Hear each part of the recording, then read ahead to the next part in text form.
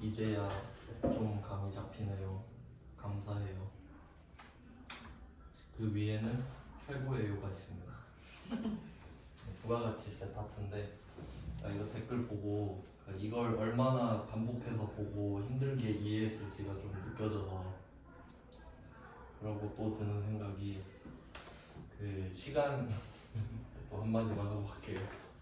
시간의 소중함에 대해서 이야기를 좀 하자면, 그 시간은 한정적이고 예를 들어서 A랑 B가 있으면은 A를 할 때 B를 못 하잖아요. 근데 A를 하고 싶은데 B를 해야 되는 때도 있어요. 제가 그랬어요. 저는 공부를 하고 싶었는데 돈을 벌어야 했으니까 차선책인 거죠. 근데 이제 좀 안 벌어도 돼서 이제 그만두는 건데, 근데 만약에 제가 그 일을 하는 목적이 내 시간을 팔아서 돈으로 바꾸는 거면 상관이 없죠. 그러니까 막 여러분이 공부를 하든가 말든가 나는 뭐 시간 때우면 돈 버니까 이렇게 생각을 했는데, 이제는 좀 생각이 다르니까, 그러니까 내가 이 시간에 수업을 안 하면 내가 공부를 할 수 있다라고 생각하니까 공부 안 하는 사람부터 화가 나요. 와, 이 공부 안 하는 애를 내가 가르치려고 내가 공부를 못 하고 있네, 이 생각이 드니까 좀 그렇게 되더라고요. 그 전에는 화가 안 났어요. 그래 뭐 안 하면 뭐 네 인생이지, 나는 그냥 월급 얼마 들어오니까 이랬는데, 그래요. 전 그런 생각을 해요. 네. 그러니까 열심히 합시다. 시간이 소중한 거를 늦게 알면 진짜 후회가 엄청 큽니다. 빨리 알수록 이득 아니겠어요? 그런 생각을 했고요. 네, 여러분도 열심히 들어주세요.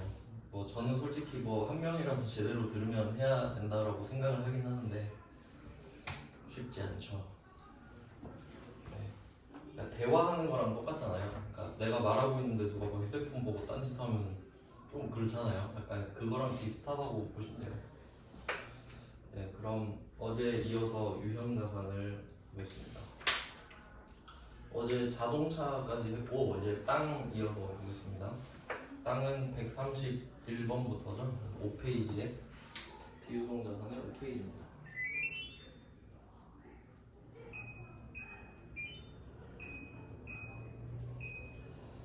네, 5페이지에 131번부터 볼게요. 땅입니다. 어제 한번 초벌은 해드렸는데, 일단 뭐 상황을 보면 토지를 기증받았다고 하고요.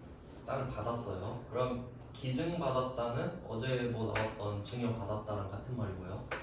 받았다는 게 중요한 겁니다. 그러면 받았을 때 포인트가 뭐냐면 취득원가가 0이라는 거죠. 그걸 포인트로 알아야 돼요. 받았으면은 내가 쓴 돈이 없구나. 그럼 취득원가를 적을 수가 없잖아요. 그래서 우리의 선택은 시가를 적자. 이렇게 가는 건데, 한번 볼게요. 토지의 공정가액 시가죠. 5천만 원이고 장부가액은 4천만 원이라고 합니다. 그럼 이제 생각을 해야 돼요. 이 장부는 누구 걸까? 생각을 해야 됩니다. 이런 게 이제 좀 함정 문제인데, 생각을 하는 사람들은 절대 함정에 빠지지 않습니다. 잘 보시면 최대 주주인 김으뜸 씨가 나한테 토지를 주는 겁니다. 그러면 우리는 이제 땅을 받을 참이고요. 우리 장부에는 이 땅이 없어요. 맞아요? 그러면 이 장부는 누구 거겠는가? 김으뜸이겠죠. 제 장부겠지, 제 장부. 제 장부에 관심 없잖아요, 우리는. 뭐 그러든가 말든가. 그래서 아무 의미가 없는 정보예요. 그러니까 굳이 해석을 좀 하자면 김으뜸 씨가 이러는 거죠. 내가 이 땅을 4천만 원에 샀는데 지금 한 5천 하더라, 줄게. 뭐 이런 느낌. 근데 우린 4천 의미 없죠. 겉으로만 아유 축하드려요 하고 빨리 주세요 하면 되죠. 그래서 4천만 원은 의미가 없습니다. 이 장부는 김으뜸 거기 때문이죠. 그래서 이제 우리 장부에 뭐라고 적을지가 중요한 거예요. 그럼 우리는 뭐라고 적어요? 4천이라고 적어요? 아니 5천이라고 적어야지. 이런 내용입니다. 그래서 이 131번은 어제 엄청 강조를 했었던 126번이랑 같은 맥락의 문제죠. 조금 더 업그레이드 됐다고 보시면 됩니다. 함정을 넣었으니까. 그래서 장부가액은 그어두시고 이 장부는 김으뜸 거다, 이 정도로 메모를 해두시면 되겠네요. 뭐 그 정도 제거를 하면 답은 아주 쉽죠. 땅 샀는데 사용할 목적이니까 토지, 본사 지을 거니까 토지 시가 5천만 원입니다.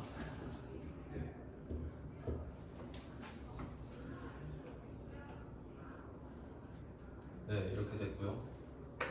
그럼 5천만 원은 공짜로 받았으니까 어제 나왔죠. 자산 수증 이익. 자산을 증여받아서 이익이 생겼다 해서 자산 수증 이익입니다. 시가랑 똑같이 가겠죠. 그러니까 이 패턴도 어제 풀었던 126번이랑 비교를 하면은 같습니다. 시가랑 자산 수증 이익이 같죠. 당연히 시가대로 받았으니까 수익입니다. 그러니까 원래 이렇게 끝나야 맞는데, 근데 뭐 등기를 쳐야죠. 또 취득세 내고 등기 치고 하겠습니다. 그 소유권 이전 비용이 이겁니다. 취득세도 내고 등기도 치고 기타 등등 비용이에요. 그럼 200만 원이 추가로 들었어요. 취득 부대 비용은 더 해줘야 되죠. 이거 안 내면은 땅을 내 명의로 못 옮기니까요. 그럼 200만 원은 어떻게 했냐? 당좌수표를 발행하여 지급하였다. 이거 나올 때마다 제가 말씀드렸죠. 당좌에다가 양괄호를 쳐라. 수표를 발행 지급해도 당좌수표니까. 이렇게 맨날 하다 보면은 절대 안 틀리겠죠. 맨날 했으니까.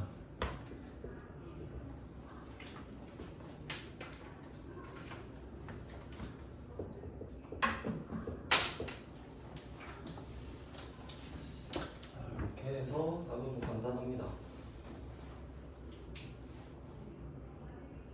장부가액을 제끼는 게 포인트인 문제였어요. 그 다음에 132번 가겠습니다. 요거는 4점짜리로 되어 있죠. 이런 식으로 4점으로 되어 있는 문제들은 조금 신경을 쓰셔야 되는 문제입니다. 왜냐하면 한 개당 3점이거든요 원래. 그래서 요거는 잘 생각해야 돼요. 4점짜리는 이렇게 생각해야 돼요. 4점짜리 딱 보면서 아 이거 내가 이해 못할 수도 있다. 쿨하게 생각하셔야 됩니다. 왜냐면 이런 거는 작정을 하고 낸 거예요. 그럼 한번 볼게요. 공장 관련 토지니까 사용 목적이죠. 역시 토지입니다. 사용할 거니까. 이거는 샀어요. 근데 여기 잘 생각해 보면은 계약금 이야기합니다. 지금 땅을 사거든요. 그럼 계약금을 줬었겠죠. 받진 않았겠죠. 그러면 선급금 1,000만 원이 있었구나. 지급한 계약금은 선급금이라는 게 바로 떠올라야 됩니다. 그럼 이걸 제외하고 나머지 9천만 원을 줬다 이런 말을 하고 있죠. 그러면 땅값이 얼마인지 생각해야 돼요. 1억이죠. 내가 계약금 저번에 1,000만 원 줬잖아. 그러니까 9천만 원만 더 주면 되지. 이 이야기를 하는 거니까 땅은 1억인 거. 이렇게 땅 가격을 구해주고요. 그럼 땅은 1억인데 우린 1,000만 원은 안 줘도 돼요. 그 앞에 회계 처리도 한번 생각해 볼까요? 선급금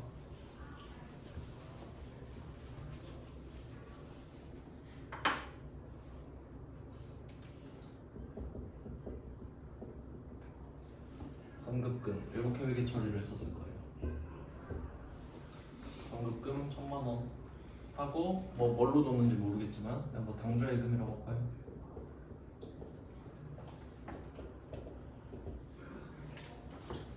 이런 식으로 계약금을 지급했을 때 회계 처리는 이렇습니다.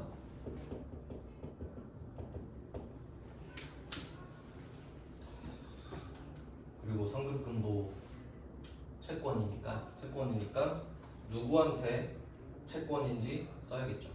비금전이긴 하지만 네, 여기서 유시진이 되겠습니다. 유시진. 그럼 계약금 줬을 땐 이렇게 끝났고요. 그러면 오늘 땅 소유권 이전할 때 저번에 1,000만 원 줬잖아. 그래서 선급금을 까서 쓰면 되죠. 그러니까 마일리지 느낌이죠.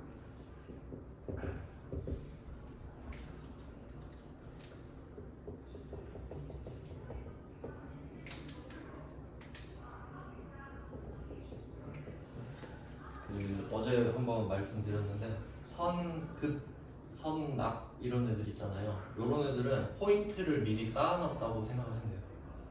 그러니까 지금은 안 쓸 거거든요 포인트를. 근데 미리 쌓아놓은 거야. 왜냐면 내가 이거 돈으로 갖고 있으면 쓸까봐. 그래서 미리 좀 드릴게요, 맡겨놓고 갈게요 해서 꺼내 쓰면은 다음에 돈이 안 들죠. 그래서 자산이라고 보시면 돼요. 지금 꺼내서 쓰고 있죠. 그래서 성급금은 끝나고요. 임시계정의 성격을 갖고 있죠.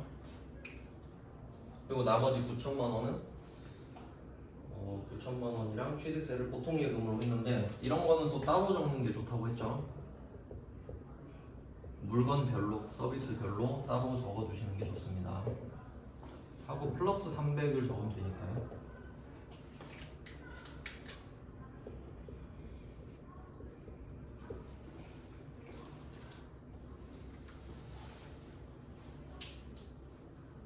네, 이렇게 해서 300만 원도 더 나갔는데, 그럼 그 300만 원의 명분은 아까랑 비슷하죠? 소유권 이전 등기 뭐 이런 거 취득세니까 같이 넣어주면 돼요.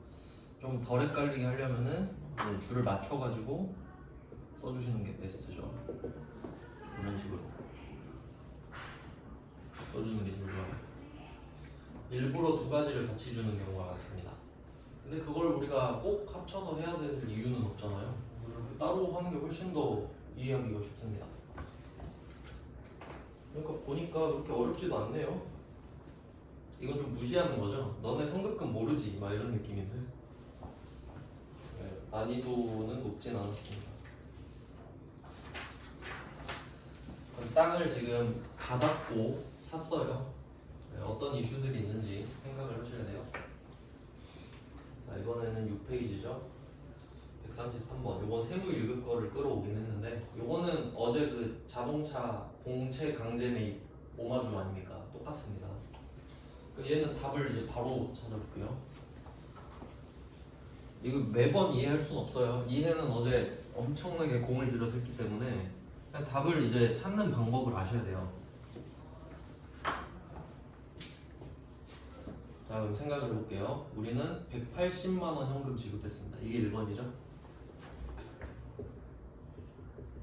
현금이 180만 원이 나갔다. 왜 나갔냐? 그러니까 공채를 강제로 사야 되거든요. 근데 액면에 180이라고 써 있었던 거지. 근데 금리 때문에 절대 오늘의 가치는 180이 될 수는 없죠. 얼마인지 모르지만 더 낮다는 것만 알면 돼요. 그럼 그게 165만 원인 거예요 지금. 근데 내가 이거를 시장 가서 사면은 165만 원이거든요. 근데 이거 땅 살려면 어쩔 수 없어. 15만 원 손해 봐야 돼. 그래서 이거를 울며 겨자 먹기로 삽니다. 165만 원짜리. 그리고 생각하죠. 아니 그냥 팔아버려야겠다. 165만 원, 15만 원 그냥 수수료라 생각하는 거죠. 그래서 얘는 단기 매매증권이라고 되어 있습니다. 단기 매매증권은 목적이 단기이기 때문에 번호가 하나밖에 없어요. 그래서 얘는 걱정할 필요 없고요. 그럼 일단 두 번째까지 바로 끝났습니다. 자, 그럼 여기서 15만 원 손해 봤죠? 15만 원 손해. 원래 회계는 사면서 비용을 인식할 수는 없습니다. 절대로. 사면서 비용을, 그러니까 실제로는 가능하지만 장부상 그런 사례가 없기 때문에, 그래서 이 15만 원 비용이 될 수는 없죠. 그럼 이 비용은 자연스럽게 너 이거 왜 쓰는 거야? 이렇게 물어보죠. 저 토지 살려고요. 그러면 토지의 취득 부대 비용이 되는 거죠. 그래서 토지가 된다. 답은 쉽죠 이제.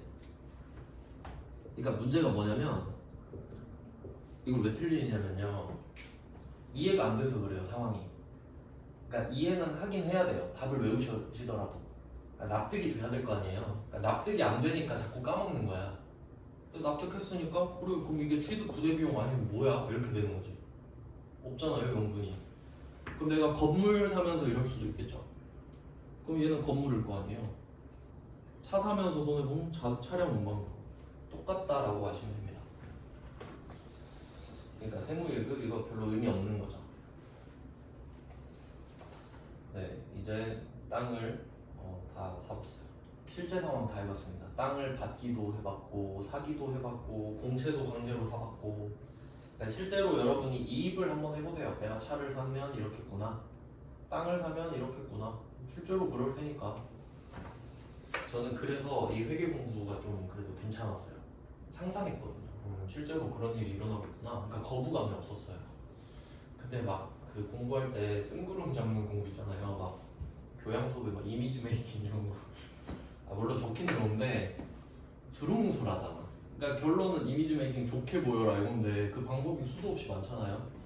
전 경영도 좀 그랬는데 회계는 그래도 좀 구체적이니까 사례를 생각하시면 좋겠습니다. 자, 이제 땅을 샀어요. 그럼 이제 어떻게 해요? 재산세 내야지 또. 현실인 거예요 이거는. 그러니까 세법을 모르면 안 된다 그랬죠. 근데 재산세는 그냥 알려줍니다. 너 이번에 얼마 내? 라고요. 재산세는 취득세랑 또 비교가 되겠죠. 취득세는 취득세를 내야만 이 자산을 얻지만 재산세는 취득을 했기 때문에 내는 거죠. 그러니까 얘는 자동차세랑 완벽하게 똑같고 이름만 다르죠. 네, 그래서 세금과 공부해요. 뭐 그냥 쓰시면 되고요. 세금과 공부라고. 그냥 제가 말씀드렸지만 목차식으로 넣기 때문에 이렇게 쉬운 문제도 넣을 수밖에 없어요. 그냥 사례가 이런 거니까. 근데 이런 거 너무 개꿀 아닙니까 진짜? 이런 거가 줄을 이뤄요 사실. 많이 받으시는 게 좋죠. 그래서 이제 135번입니다. 135번이랑 136번은 제가 어제 말씀드렸죠. 둘 다 일괄 구입, 일괄 취득이다. 땅이랑 건물은 보통 같이 사는 게 일반적인데 내용을 또 한번 볼게요. 근데 솔직히 저도 뭐 옛날에 아기 때 공부했을 때 24살부터 했는데 뭐 알고 했겠나요?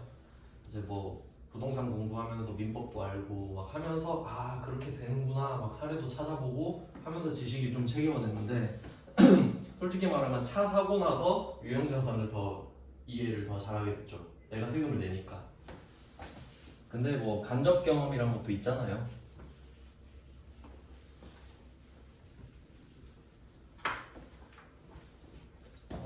일단 뭐 상황을 말씀드리면 건물. 그러니까 제가 계속 이렇게 상황을 말씀드리는 거는 맹하게 읽지 말라는 거예요. 그냥 토지랑 땅을 사는구나, 뭐 건물을 사는구나 이러면 안 돼요. 절대 잘할 수가 없죠. 이렇게 있어요 실제로. 여러분이 건물을 사는 거예요 지금. 건물을 사는 겁니다. 그럼 이게 그 민법상에 어떤 게 있냐면 민법이 그 백성들 간의 법을 다뤄요. 그러니까 결국 돈 이야기예요. 사람들끼리 싸우는 게 뭐 있어요? 돈밖에 없죠. 거의 돈 이야기가 민법인데 그럼 그 법에 그런 게 있어요. 건물이랑 토지가 있죠. 건물은 반드시 토지 위에 올라가야 되죠. 반드시 공중에 지을 수는 없으니까. 그러면 이 토지 위에 건물이 있을 때 만약에 건물이 A 거고 토지가 B 거잖아요. 그럼 뭐 건물은 A가 다 쓸 수 있죠. 근데 B가 토지가 지금 이 면적 있죠. 여기 이 면적. 얘 때문에 못 쓰고 있죠 지금. 그러면 A야 미안한데 건물 좀 치워줄래? 하면 치워줘야 돼요. 어떤 방식으로든. 뭐 인형 뽑기로 찍어가지고 옮기든 부셔가지고 없애버리든 치워달라고 하면 치워줘야 돼요. 그럼 상식적으로 여러분이 건물만 사겠습니까? 건물을 갖고 싶을 때? 절대 아니지. 건물 샀는데 B가 야 부셔. 그럼 왜 산 거야? 그럼 내가 토지만 사고 싶을 수 있죠. 근데 안 팔겠지. 이해되시나요? 그러니까 내가 이 건물을 갖고 싶으면 어떻게 사야 돼요? 반드시 같이 사야 돼요. 이해됐죠? 그러니까 그냥 사실인 거야. 그냥 일괄 취득하는 게. 그럼 아까는 땅만 샀잖아요. 빈 땅을 샀잖아. 그럼 빈 땅은 빈 땅만 살 수 있지. 근데 건물이랑 토지가 있다. 이때는 내가 그 두 개를 같이 사야 됩니다. 그러면 이때 목적이 있어요. 첫 번째, 나는 건물이 갖고 싶어.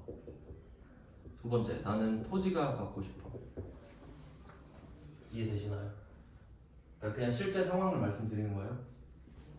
그럼 어떤 내용이냐면 내가 어릴 때부터 이 건물이 갖고 싶었어요. 갖고 싶었어. 그래서 돈 모아가지고 드디어 사는 거예요. 사장님 제가 어릴 때부터 이 건물 갖고 싶었는데 드디어 사네요 하고 사는 거예요. 그럼 건물 토지 같이 사죠? 그럼 우리는 이 건물을 쓸 목적이죠. 어떻게 해서든 내가 쓰든 세를 주든. 근데 여기서는 본사로 쓴다고 생각할게요. 그럼 이때는 건물이랑 토지를 같이 샀을 때 가치를 따로따로 매깁니다. 맞나요?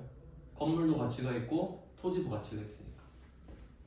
여긴 지방이라서 더 그럴 텐데 토지 가치가 더 높습니다. 웬만하면. 그래서 서울에서는 그런 사람도 있어요. 빌라 같은 게 투자를 잘 안 해요. 가격이 안 오르거든요. 그러니까 아파트는 사면 방어가 되거나, 그러니까 요새는 아파트도 박살났는데 아파트는 좀 오르잖아요. 근데 빌라는 안 올라요. 그러니까 빌라 투자하지 마라 그러는데 막 그 40년, 50년 된 빌라를 사는 사람들이 있어요. 그 사람들은 그 빌라 밑에 땅을 사는 거예요. 그 땅을 사는 거예요. 재개발하면 그 땅 면적으로 가니까. 뭐 그런 내용이 있어요.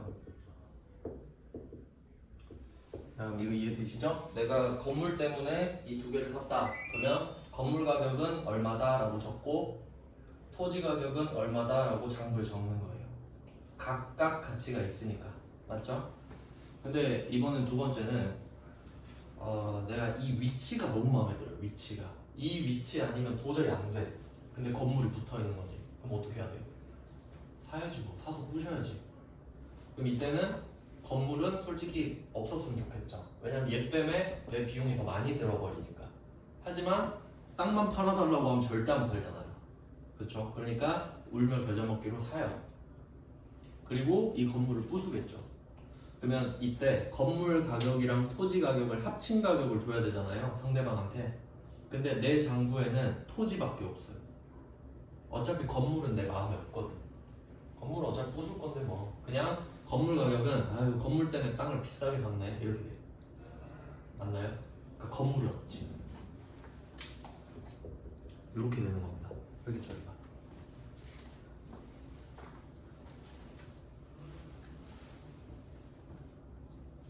그러니까 이런 상황을 들어본 적도 없고 하니까 시험을 되면 틀리는 거예요. 그러니까 들어봐도 아 이거 뭐였더라 이렇게 되는데 한 번도 안 들은 게 시험에 나와요. 그럼 이걸 내가 처음 보는데 1분 만에 분석을 어떻게 합니까? 그러면 틀리는 거죠 그냥. 자, 그럼 상황을 분석을 했어요. 그리고 대입을 해볼게요. 대입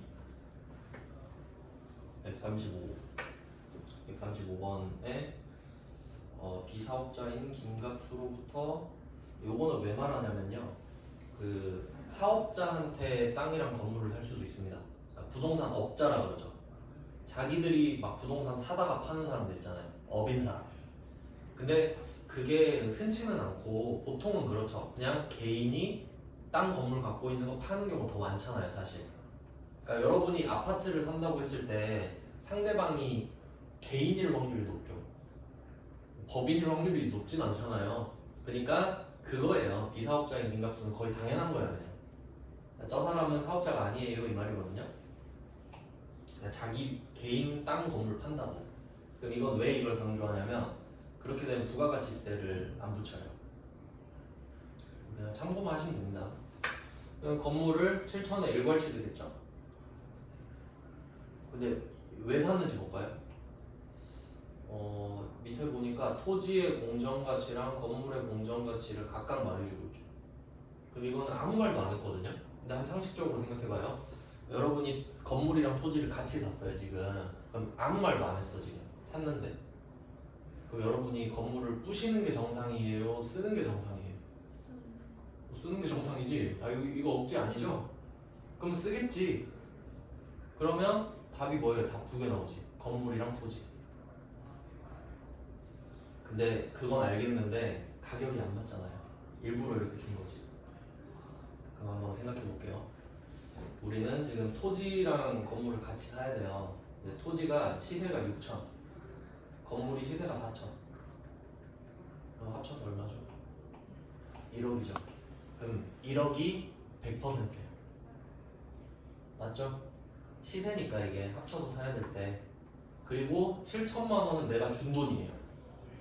이 말은 싸게 샀다죠. 자, 그럼 이거 잘 표시해야 돼요.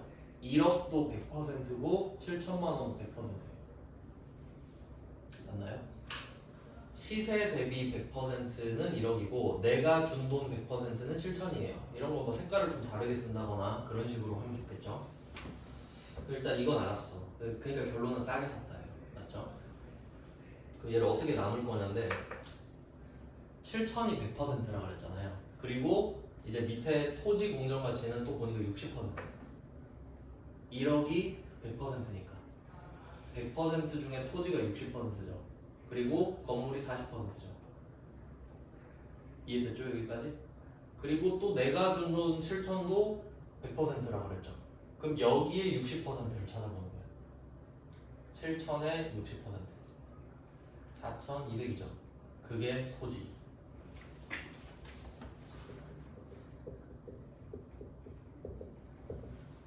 토지 4,200, 건물은 40%니까 4,728에서 2,800이에요. 강조의 예금.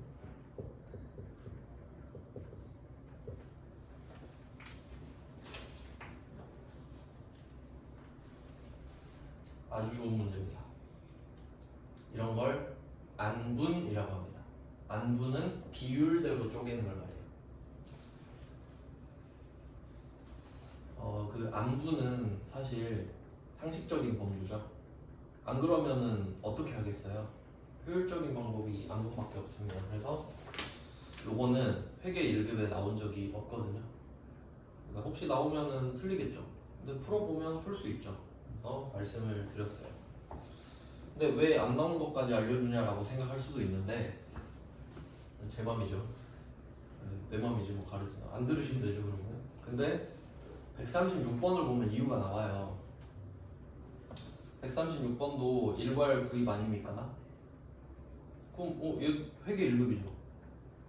그리고 상황을 볼게요. 건물에 구속되는 토지를 일괄 구입했다. 건물을 즉시 철거했다. 이 말은 난 땅 때문에 샀어.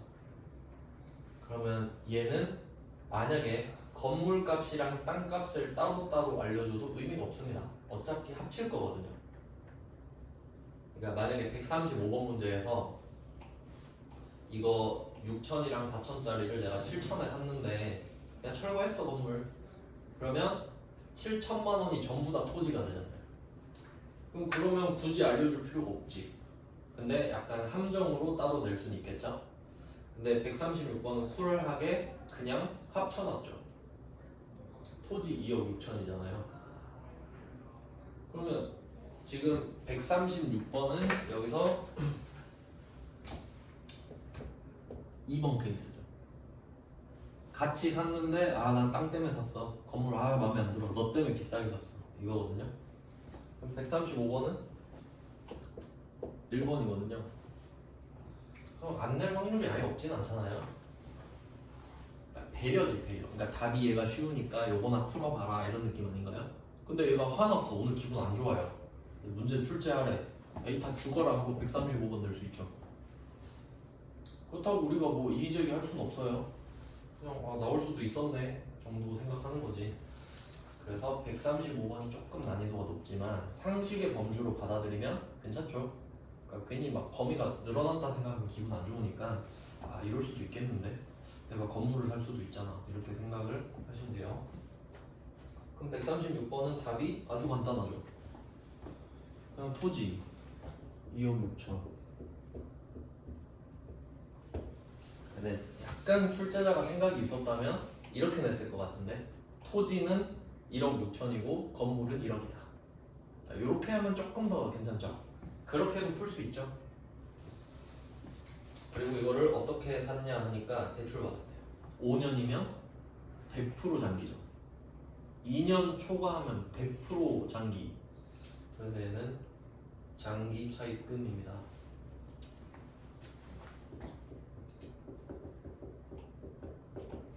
그러니까 이 장기 차입금의 성격인 돈으로 산 거니까 어차피 그 통처지거든요. 그래서 그걸 굳이 적진 않아도 돼요.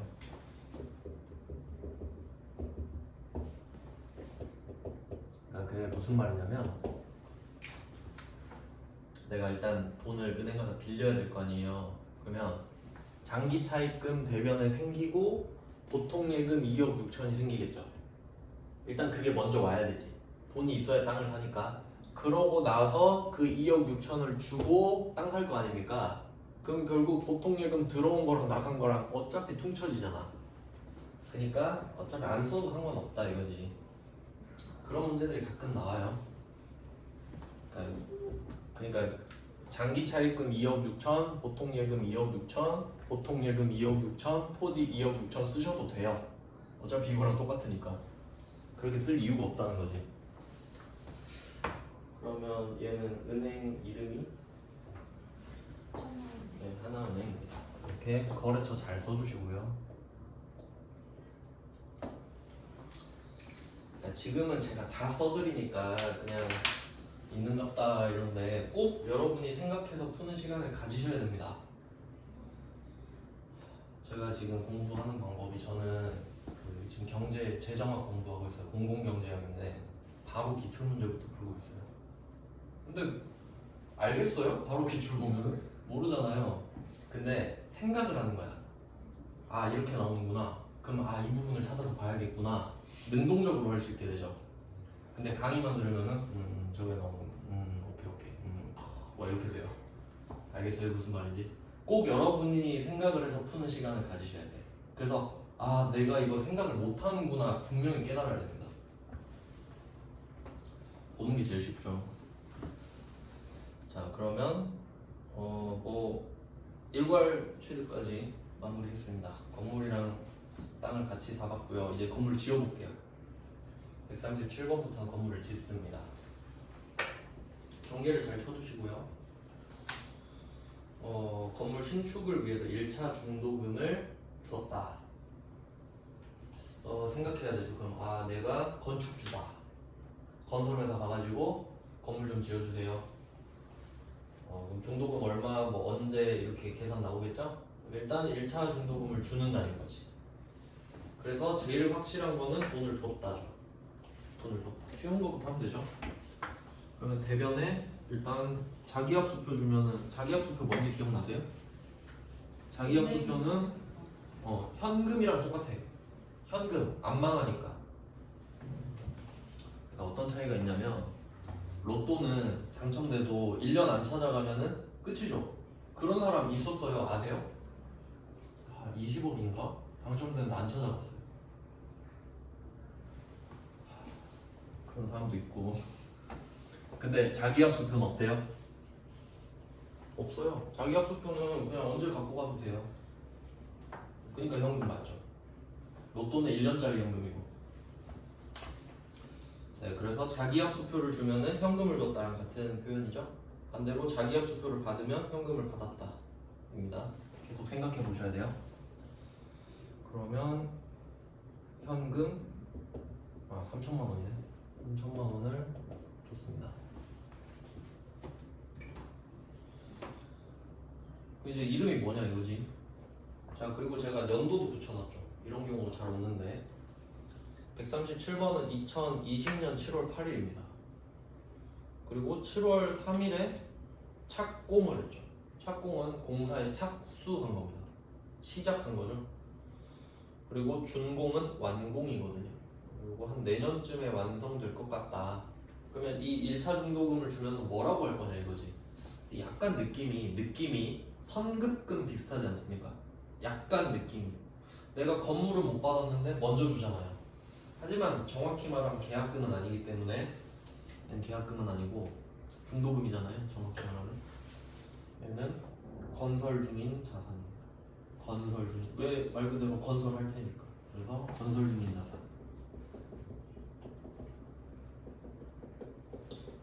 특이한 이름이지만 직관적이기 때문에 어렵지 않아요. 3천 주면서 건물 좀 잘 지어주세요. 그럼 생각하겠죠. 건설 중이겠군. 건설 중인 자산.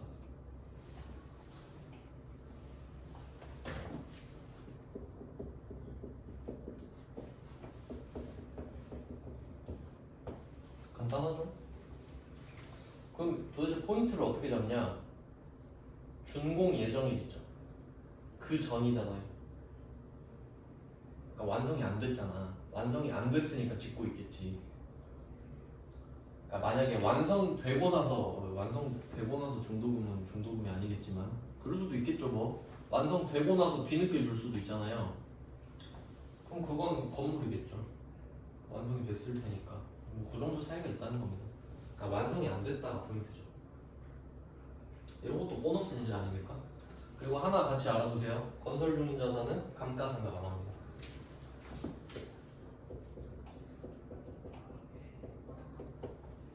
감가상각을 하지 않아요.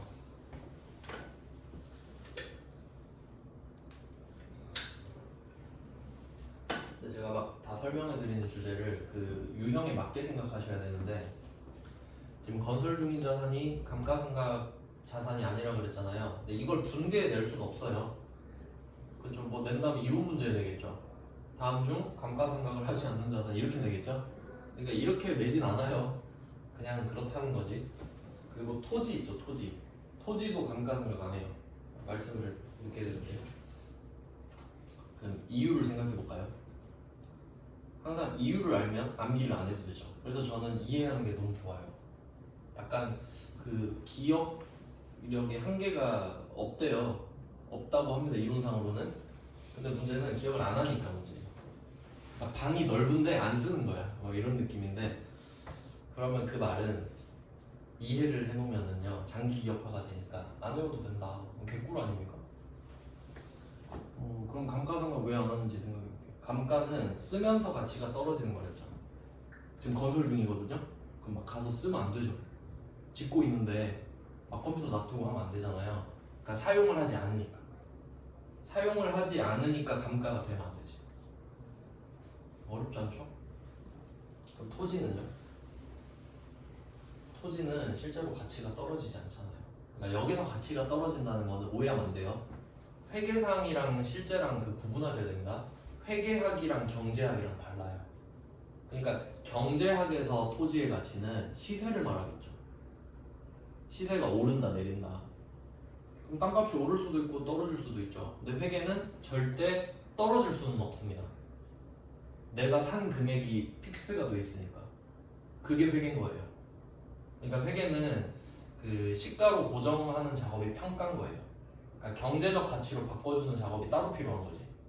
하여튼 뭐 그런데, 그러니까 토지는 예를 들어 이렇게 생각해봐요. 건물이랑 땅이 있어요. 불에 탔어. 불에 탔어요. 건물은 불에 타죠. 그럼 땅은? 땅은 뭐 불에 타는 개념이 없잖아요. 그러니까 그런 개념으로 가치가 안 떨어진다고. 이해돼요? 시세가 아니라. 알겠죠? 회계상 가치. 이해됐죠? 불에 타지 않는다. 근데 뭐 웜홀 생기고 그러면 가치 떨어지겠지만 그런 건 특이한 케이스니까. 그래서 유형자산의 키워드는 감가상각. 근데 안 하는 것도 있던데? 하면 토지랑 건설 중인 자산 두 개를 말할 수 있어야 돼요. 이유까지 알면 더 좋죠? 땅은 가치가 안 떨어지니까, 건설 중인 자산은 쓰고 있으니까, 이 정도로 대답하시면 돼요. 네. 그리고 그 투자부동산도 배웠었잖아요. 투자부동산도 엄밀히 따지면 감가상각을 안 해요. 왜냐면 유형자산이 아니니까. 맞나요? 감가상각은 유형자산에 한다 했잖아요. 왜냐면 유형자산의 목적이 사용이죠. 그럼 사용을 해서 가치가 떨어지는 게 감가상각이잖아. 그럼 투자부동산은 두 개겠죠. 첫 번째는 내가 시세 차익을 목적으로 해 그냥. 두 번째는 월세를 받고 싶어. 그럼 내가 월세를 주면 세입자가 쓰잖아요. 그럼 가치가 떨어질 수 있죠. 근데 그거는 내가 써서 가치가 떨어진 건 아니잖아. 그러니까 감가상각은 아니죠. 다른 방법으로 가치를 감소시키겠지. 뭐 평가를 한다거나. 하여튼 그래요. 그러니까 딱 그렇게 만들 수 있잖아요. 다음 중 감가상각의 성격이 다른 것은 해가지고 건설 중인 자산, 토지, 투자부동산 이렇게 대충 세 개 놓고 건물 이렇게 넣으면은 건물이 답이죠. 건물만 하잖아요. 감가상각. 그렇게 만들 수 있잖아요. 네, 그 다음에 138번입니다. 중요 표시 하겠습니다. 138번. 네, 여기서는 자본화가 핵심입니다. 자본화. 이게 그 지금 제가 경제 공부를 하고 있어서 그래도 회계를 배워놔서 좀 낫다는 생각이 드는데요. 와, 용어가 똑같은, 경제에도 자본어가 있거든요. 회계에도 자본어가 있고 뜻이 달라요. 그럼 좀 힘들어지는 거 아시죠? 한 글자라도 다르면 괜찮은데 똑같은 단어를 쓰는데 달라져 버린다고 뜻이. 근데 둘 다 모르는 사람은 진짜 힘들겠죠. 그러니까 지식을 계속 낳는 거예요. 전 회계를 아니까 그래도 다행이다 생각이 들어요. 여러분도 회계가 그 역할을 해드릴 겁니다. 반드시. 회계는 절대 배신하지 않아요. 진짜로. 그럼 이름이 좀 복잡하죠. 이자 비용 자본화 대상. 이걸 해석을 해야 될 거예요. 그러니까 딱 보고 이게 문제인 거 아시겠죠? 이자 비용이 자본화 대상이다. 내가 이걸 해결 못하면 문제 못 풀겠구나라는 느낌이 와야 돼요. 문제 인식을 먼저 하는 거지. 그리고 해결을 해볼게요. 이자 비용이라는 말이 있고 이게 자본화 대상이다. 하나씩 풀어서 이해해 볼게요. 여기서는 이자 비용이라고 말을 하는데 조금 어렵게 말할 수도 있거든요. 그러니까 원래 보통 어떻게 말하냐면 원래 무작위 하잖아요. 그냥 그 이자 비용은 되게 친절한 표현이고요. 보통 차입 원가라고 해요. 차입 원가. 일단 우린 이 말을 들어본 적이 없어요. 하지만 우린 찍어서도 맞춰야 됩니다. 근데 아는 거 하나 있는데요. 원가. 원가 제가 뭐라 했는지 기억나요? 쓴 돈. 원가가 쓴 돈이지 그럼 번 돈은 아니잖아요. 그럼 원가가 쓴 돈이에요. 차입은 돈을 빌리는 겁니다. 그냥 차입하면서 쓴 돈. 차입하면 돈이 들어오죠. 또 무슨 돈을 쓰는 거지? 여러분 돈 빌리면 뭐 써야 되죠? 이자 내야죠. 이게 이자예요. 차입하면서 쓴 돈 맞죠? 맞잖아요. 돈 빌릴 때 뭐 쓸 돈이 뭐 있어? 이자밖에 없지. 그러니까 이자를 차입원가라고 부르거든요. 근데 여기서는 제가 구분을 하기 위해서 요거를 그냥 지급이자라고 말할게요. 이게 계정 과목이 아니니까. 이자 비용은 계정 과목이기도 하거든요. 그러니까 제가 토지를 땅이라고 부르잖아요. 일부러 그런 내용이라고. 그래서 이자 비용도 그냥 지급이자라고 말할게요. 그러니까 요건 차입원가로 나와도 이해하셔야 돼요. 이건 말장난이 반이잖아요. 내가 이 단어 모르면 그냥 영어 공부랑 비슷하지. 단어 모르면 그냥 못 풀죠. 그럼 지급이자를 한번 해보자. 왜 이거는 돈이 나가죠. 지급이자는 지출 맞죠? 돈 나가는 거. 그러면 돈이 나가는 회계 처리를 생각해 볼게요. 자산의 감소. 우리 이거 잘하죠? 돈 쓰는 거? 근데 돈을 썼을 때 뭐라고 할 거냐. 첫 번째, 여러분이 아이폰을 샀어요. 그럼 자산의 감소, 자산의 증가. 물건으로 바뀌었으니까. 근데 이거는 그런 거 있잖아요. 휴대폰 같은 거 사는 거는, 휴대폰 차 사는 거는 회계상으로 자산이잖아요. 경제적으로는 비용입니다. 맞지? 차 사면 뭐 돈만 줄줄 새죠. 그러니까 그게 좀 달라요, 관점이.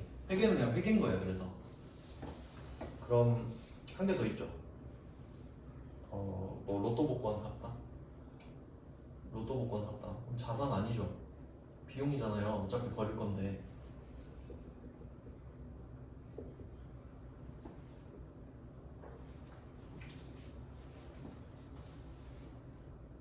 이거밖에 없죠. 그러니까 잘 생각해봐요.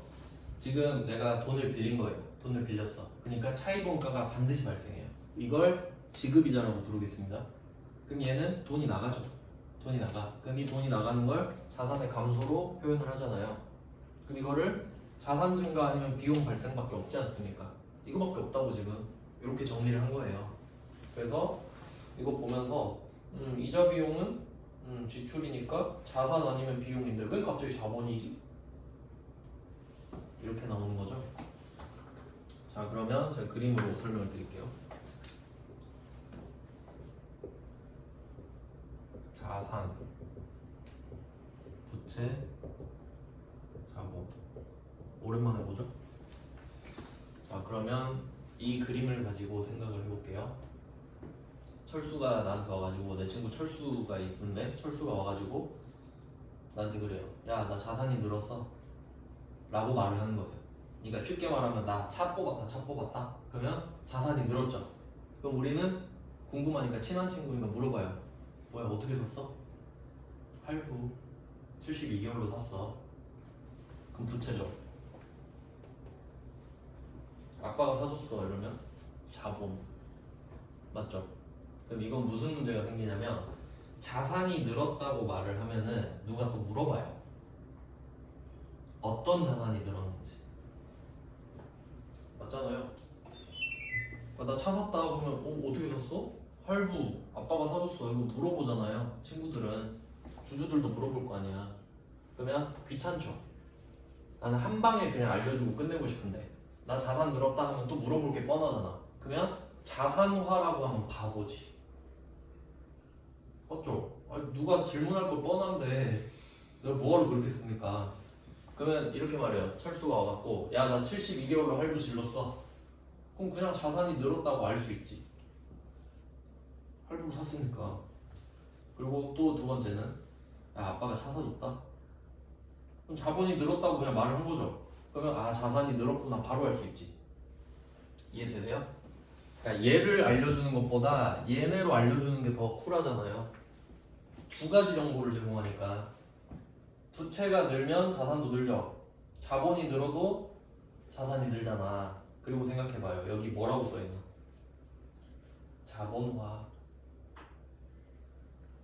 뭐 가는 걸까요? 잘 봐봐요. 우리 돈 쓰면 자산이랑 비용밖에 없죠? 그리고 자산에는 부채랑 자본밖에 없죠? 그럼 자본화라고 했어. 그럼 자본이 늘면 뭐가 늘죠? 자산이 늘죠? 그럼 요거 하라는 소리 아니야? 요거 하라는 소리 아니야? 자본화? 맞나요? 이렇게 되는 거예요. 이 정도면 이제 엿먹어라 이거 아닙니까? 너네 이해하겠니? 뭐 이런 수준이죠. 그나마 제가 이것저것 다 갖다 붙여서 설명드리는 거예요. 절대 이런 설명 없습니다. 책에 보면 그냥 자본화가 자본화지 그냥 이렇게 끝나요. 이해할 수 있어요? 그러니까 이거는 하나씩 체계적으로 이해를 하셔야 된다. 시간 딱 잡고 각 잡고 돈을 빌리면 이자가 나가지. 돈이 나가. 그럼 자산 감소 되겠지. 그럼 자산 감소는 자산 아닌 비용인데. 근데 보통 우리가 생각하는 지급이란 뭐예요? 비용이잖아요. 그러니까 제가 앞에서 그런 말 한 적 있죠. 무슨 특이한 말을 해. 예외라고. 왜 원칙은 아무 말도 안 하죠. 그러니까 돈 빌렸다, 이자 줬다, 끝났어. 그럼 비용 처리하면 되죠. 우리가 알고 있던 대로. 근데 갑자기 얘가 이상한 말을 해. 야 근데 이자 비용은 좀 자본화로 좀 해줄래? 그럼 이게 만약에 비용 처리였으면 아무 말 안 해도 되죠. 알아서 할 거니까. 특이하니까 그런 거 아니야? 특이하니까. 왜냐면 이자를 왜 자산으로 만듭니까? 그렇지 않아요? 그러니까 지금은 일단 회계상 개념만 말씀을 드린 거고, 그럼 이제 이론을 말씀드릴게요. 왜 자본화를 하는지. 예를 들면은 여기까지만 하고 줄게요.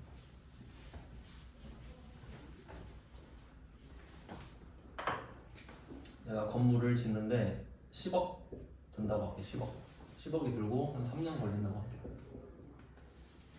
3년 동안 10억을 투입해서 건물을 하나 지으려고 해요. 근데 이제 10억이 너무 크니까 이 중에 1억을 빌려서 조달하려고. 이 중에 1억을 빌릴 거예요. 1억을 차입해서 여기 넣을 겁니다.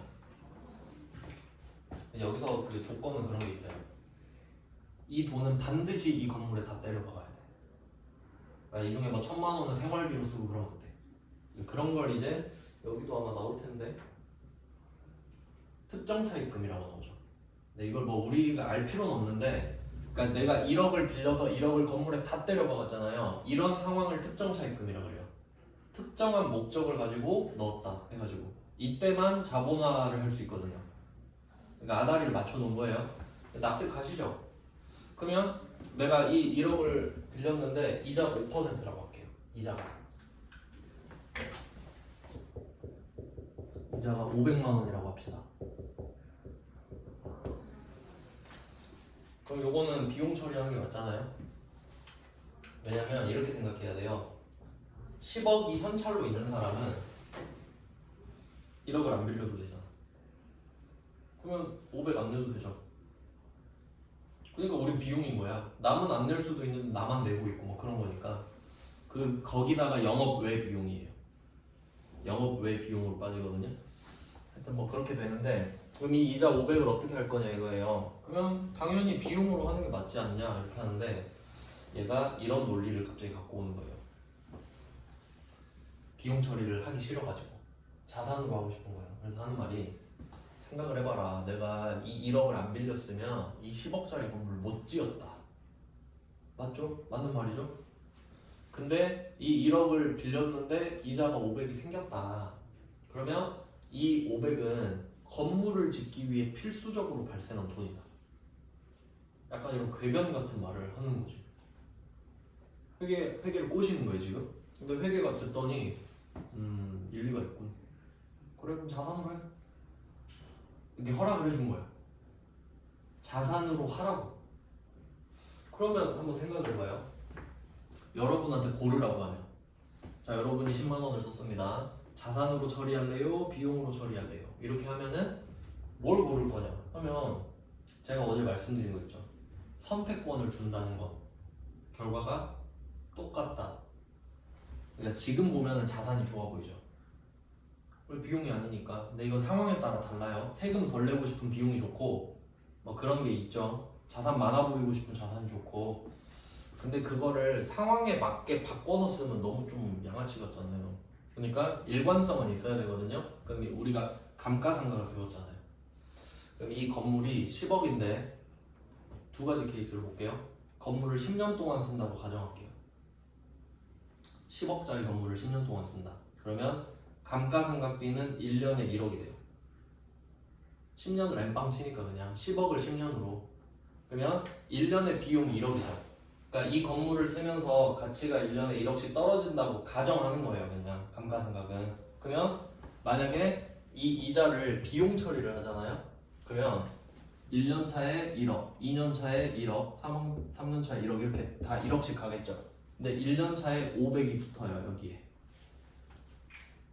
비용 처리를 바로 하면 이런 느낌이에요. 그러니까 바로 비용 처리하면 여기 같이 들어갈 거 아니에요. 그러니까 감가상각비는 무조건 1억이 들어가. 근데 거기에 추가적으로 이자를 비용 처리했기 때문에 여기에 1억 500 들어가겠죠. 그리고 2년 차부터는 다시 1억, 1억, 1억 이런 식으로. 뭐 더 복잡한 일이 있을 수도 있지만 한 10억 500이라고 하고요. 그럼 어쨌든 총 비용이 얼마죠? 10억 500이야. 1억씩 10번에 500 한 번 더 내니까. 맞죠? 이 건물 짓느라. 그러면 두 번째는 자본화를 시키는 거예요. 자산으로 넣겠대. 그러니까 이 말은 비용 처리하기 싫다 이 말이지. 그럼 알아서 해라. 그럼 건물에 500 넣어. 이렇게 된 거죠. 그럼 이 건물 장부 금액이 10억 500이 된 거예요. 그리고 10년 동안 감가상각을 한다는 건 안 바뀌거든요. 그럼 1년에 1억 50. 1억 50씩 10번. 결과 똑같죠. 그러니까 선택권을 준다고. 알아서 해 하고 네 맘대로 해. 어차피 똑같으니까. 그러니까 그냥 자본화 하겠습니다 하면 회계는 그 정도 생각을 하겠죠. 너 요새 돈이 없구나. 그러니까 지금 일시불 하기가 부담스럽구나. 할부로 해달라 이 말이지. 어제 말씀드렸죠. 비용이 일시불, 자본이 할부다. 딱 맞잖아요. 그러니까 내가 지금 자신 있어. 나 500 낼 수 있어. 그럼 일시불 긁어버리죠. 그러면 첫 해에 1억 500 나가죠. 근데 내가 지금 돈이 없는 거야. 그럼 어떻게 해요? 10억에 어차피 할부할 거 10억에다가 500을 더 붙여버려요. 그리고 같이 할부하자. 1억 50씩, 1억 50씩. 결과는 같다. 아시겠죠? 그래서 항상 생각하세요. 그러니까 자본화가 좋은 게 아니에요. 좋은 건 아니지. 일시적으로 좋을 수는 있는데 결과는 같다라고 생각하셔야 되죠. 이유는 감가상각 때문에. 감가상각이라는 이슈가 있기 때문에 자본화를 해도 어차피 비용 처리랑 같구나 이렇게 되거든요. 그럼 결과만 이제 알려드리고 그럼 답을 일단 찾으면 자 그럼 답이 자산이란 걸 알았죠. 그러니까 비용은 아니네요. 그러면 이자 비용 350이에요. 당좌표 발행했고요. 대변은 일단 당좌의 요금입니다.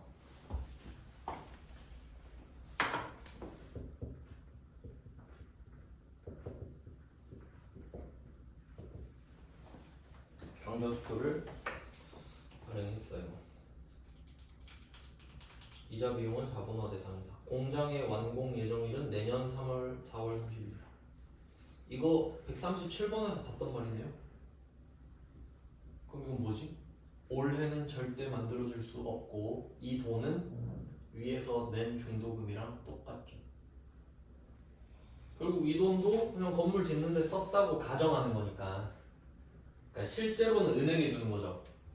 하지만 그냥 뇌피셜로 아 이건 없으면 건물 못 지어, 이것도 건물 짓는 거야 라고 해버리는 거지. 그러니까 답이 똑같죠. 137이랑 138이랑. 이게 핵심인 거예요. 그러니까 137번은 개꿀이잖아요. 개꿀. 자 이거 주워 넣으세요 이런 건데 138번은 틀리라고 내는 문제일 텐데 이제 우리는 원리를 알죠. 그럼 정리를 해볼게요. 지급이자 요거까지 적고 쉬겠습니다.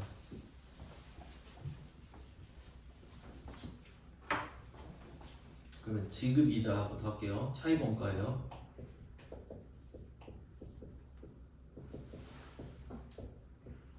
자, 차입원가를 지급이자라고 하겠습니다. 그러니까 내가 받는 이자가 아니라 주는 이자라는 뜻이에요. 자, 요거를 두 개로 나눠요. 자, 비용으로 할 거냐, 자산으로 할 거냐. 두 개의 선택권밖에 없습니다. 항상 자산이 유출될 때는 자산 아니면 비용밖에 없어요. 그 이외의 케이스는 없습니다. 절대. 근데 이 자산은 언제 하냐면 자본화 라는 말을 할 때, 그러니까 이 자본화 대상이라는 말을 어떻게 해석하셔야 되냐면 자본화는 자본으로 만드는 거죠. 그럼 자본화를 할 수도 있고 안 할 수도 있는 거잖아요. 근데 자본화 대상이래. 이 말은 자본화를 하란 소리죠. 그 말 맞죠? 그러니까 여기서 자본화 대상이란 말이 나오면 아 자산으로 반드시 하라는 말이구나 정도로 해석하시면 되죠. 그러면 계정 과목을 한번 생각해 볼게요. 비용으로 하라고 하면 이자 비용이죠. 네, 자산으로 하라고 하면은 두 가지 케이스가 있어요. 건물을 짓고 있는 경우도 있고, 짓고 있는 경우. 두 번째는 다 지어진 경우도 있겠지. 그러면 짓고 있다 그러면 건설 중인 자산이죠.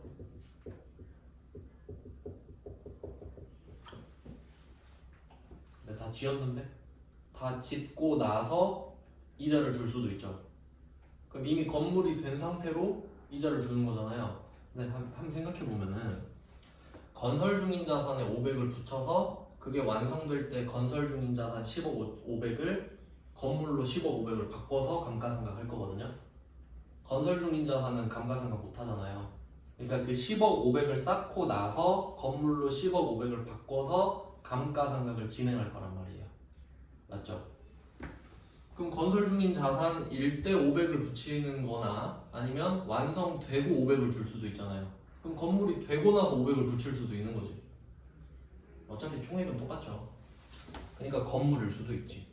완성됐다고 하면. 그래서 결론 지급이자 나오면 경우의 수 3개입니다. 그쵸? 근데 한번 상식적으로 생각해 보세요. 비용 처리하는 걸 내겠는지 안 내겠죠. 별로 의미가 없잖아요. 그러면 이건 안 낸다 치고 그럼 자본화 대상을 내겠죠? 그러면 우리가 볼 건 뭐예요? 완성이 안 됐냐 됐냐. 안 됐으면 건설 중인 자산, 됐으면 건물. 그럼 지금은 내년에 완공됐다는 말이 지금 완공이 안 됐다는 걸 말하죠. 그러니까 건설 중인 자산이야. 근데 이미 완공이 되었어요 하면 건물이다 라는 거죠. 뭐 그런 내용입니다. 여기까지.